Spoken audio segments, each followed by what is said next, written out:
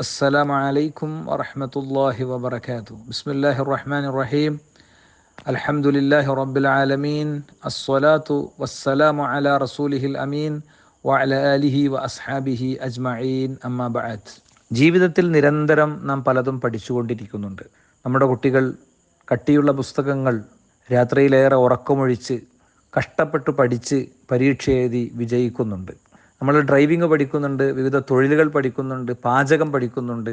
അറിഞ്ഞും അറിയാതെയും നിരന്തരം പലതും പഠിച്ചുകൊണ്ടിരിക്കുന്നുണ്ട്. എന്നാൽ അനിവാര്യമായും പഠിക്കേണ്ട വിശുദ്ധ ഖുർആനും ഖുർആനിൻ്റെ ആശയലോകവും നമ്മൾ എത്രത്തോളം കൈകാര്യം ചെയ്യുന്നുണ്ട് എന്നത് വളരെ ഗൗരവപൂർവ്വം ചിന്തിക്കേണ്ട ഒന്നാണ്. വിശുദ്ധ ഖുർആനിലെ സൂറത്തു സ്വാദിലെ 29-ാമത്തെ ആയത്തിൽ കാണാം, കിതാബുൻ അൻസൽനാഹു ഇലൈക മുബാറക്കുൻ ലിയദ്ദബ്ബറു ആയാതിഹി വലിയതദക്കറ ഉലുൽ അൽബാബ്. നിശ്ചയമായും ഈ ഗ്രന്ഥത്തെ നാം അനുഗ്രഹീതമായി ഗ്രന്ഥത്തെ ഇറക്കിത്തന്നത് അതിൻ്റെ ഉള്ളിലേക്ക് ഇറങ്ങിച്ചെന്ന് ഉറ്റാലോചിക്കാനും അതുപോലെ തന്നെ അതിലെ വചനങ്ങളിൽ നിന്ന് ബുദ്ധിയുള്ളവർ പാഠം ഉൾക്കൊള്ളാനും വേണ്ടിയാണ് എന്നാണ്. നോക്കൂ നിങ്ങൾ, ഹസനുൽ ബസരി റഹ്മഹുല്ല പറഞ്ഞു, വല്ലാഹി മാ തദബ്ബുറുഹു ബിഹിഫ്ള് ഹുറൂഫിഹി. ഖുർആനിലെ വാക്കുകളും അക്ഷരങ്ങളും ഇങ്ങനെ ഹിഫ്ളാക്കുന്നു, എന്നിട്ടോ വഇളാഅത്തു ഹുദൂദിഹി, അതിൻ്റെ നിയമങ്ങൾ മുഴുവൻ ലംഘിക്കുകയും ചെയ്യുന്നു. ഹത്ത ഇന്ന അഹദുഹും ലയഖൂൽ, അവരിൽപ്പെട്ട ഒരാൾ പറയാണ്, ഖറഅത്തുൽ ഖുർആന കുല്ല, ഞാൻ ഖുർആൻ ഫുൾ ഓതി, ഞാൻ ഖത്തം തീർത്തു. മാ യുറാലഹുൽ ഖുർആനു ഫി ഖുലുഖിൻ വല അമലിൻ, പക്ഷേ ഖുർആനിൻ്റെ ഒരു ഗുണവും അവൻ്റെ പ്രവർത്തനത്തിലോ സ്വഭാവത്തിലോ കാണുന്നില്ല. എന്ന് പറഞ്ഞാൽ അതിൻ്റെ അർത്ഥം എന്താണ്? നമ്മളിപ്പോൾ ഓതുന്ന ഓത്ത് നിർത്തണമെന്നാണോ? സലഫുകൾക്ക് ഒന്നിലധികം രീതിയിലുള്ള ഓത്തുകൾ ഉണ്ടായിരുന്നു. ഒന്ന് 2-3 ദിവസം കൊണ്ട് ഒരു ജുസ് ഒരു ഖത്തം പൂർത്തിയാക്കുന്ന നിരന്തരമായ പാരായണങ്ങൾ. 2 വചനങ്ങളിലേക്ക് ഇറങ്ങിച്ചെന്നുകൊണ്ടുള്ള പാരായണം. മഹാനായ അബ്ദുല്ലാഹിബ്നുൽ മുബാറക് റഹിമഹുല്ലയുടെ അടുത്തൊരു മനുഷ്യൻ വന്നിട്ട് പറഞ്ഞു, ഖറഅത്തുൽ ബാരിഹത്തൽ ഖുർആന ഫി റകഅ, ഞാൻ എൻ്റെ നിസ്കാരത്തിൽ ഇന്നലെ ഖുർആൻ പൂർണ്ണമായി പാരായണം ചെയ്തു. അപ്പോൾ അദ്ദേഹം പറഞ്ഞു, ലാകിന്നി അഅരിഫു റജുലൻ ലം യസൽ അൽ ബാരിഹത യഖറ അൽഹാകുമുത് തകാസുർ. നിങ്ങൾ പറയുന്നത് ഖുർആൻ ഇന്നലെ രാത്രിയിലെ റകഅത്തിൽ തന്നെ, രാത്രിയിലെ നിസ്കാരത്തിൽ തന്നെ ഫുള്ളായിട്ട് പാരായണം ചെയ്തു എന്നാണ്. എന്നാൽ എനിക്കൊരാളെ അറിയാം, അദ്ദേഹം വിശുദ്ധ ഖുർആനിലെ അൽഹാകുമുത് തകാസുർ മാത്രമാണ് ഇന്നലെ രാത്രി ഓതിയത്. അവിടെ നിന്ന് അങ്ങോട്ട് മുന്നോട്ട് പോകാൻ അദ്ദേഹത്തിന് കഴിഞ്ഞില്ല. എന്തുകൊണ്ട് കഴിഞ്ഞില്ല?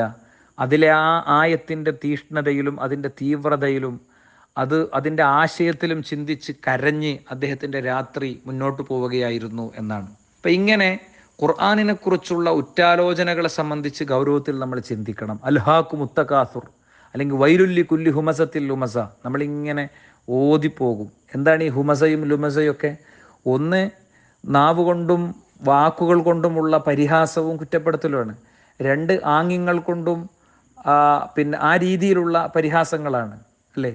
പക്ഷേ അതൊക്കെ ചെയ്യണ നമ്മൾ ഈ വചനങ്ങൾ ഓതിയിട്ട് നമ്മുടെ ജീവിതത്തിൽ ഒരു മാറ്റം ഉണ്ടാകുന്നില്ല.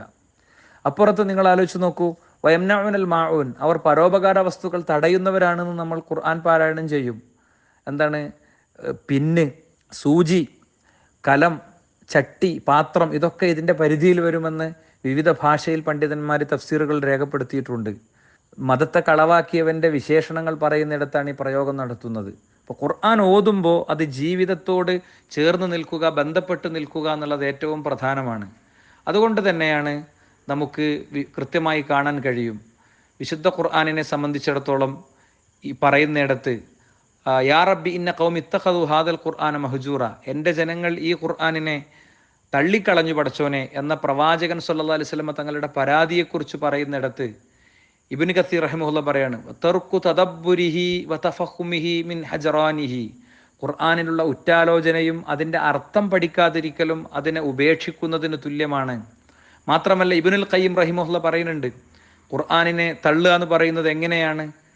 ഹജറു തദബ്ബുരിഹി വതഫഹുമിഹി വമഅരിഫതു മാ അറാദൽ മുതകല്ലിമു ബിഹി മിൻഹു, അള്ളാഹ് ഉദ്ദേശിച്ച അർത്ഥം മനസ്സിലാക്കാതിരിക്കുകയും അതിൻ്റെ ആശയം ഉൾക്കൊള്ളാതിരിക്കുകയും അതിൽ ഉറ്റാലോചന നടത്താതിരിക്കുകയും ചെയ്യുന്നത് ഇതിൽപ്പെട്ടതു തന്നെയാണ് എന്നാണ്. അപ്പോൾ ഖുർആൻ അതിൻ്റെ ആശയം അനുസരിച്ച് പഠിക്കുക എന്നുള്ളത് വളരെ പ്രധാനമാണ്.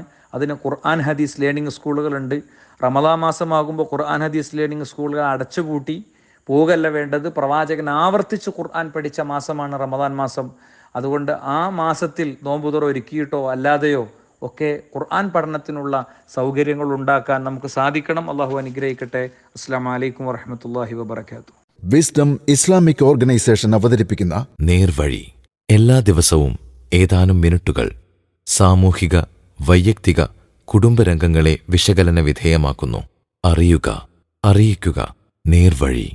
Peace Radio. Tune to reality.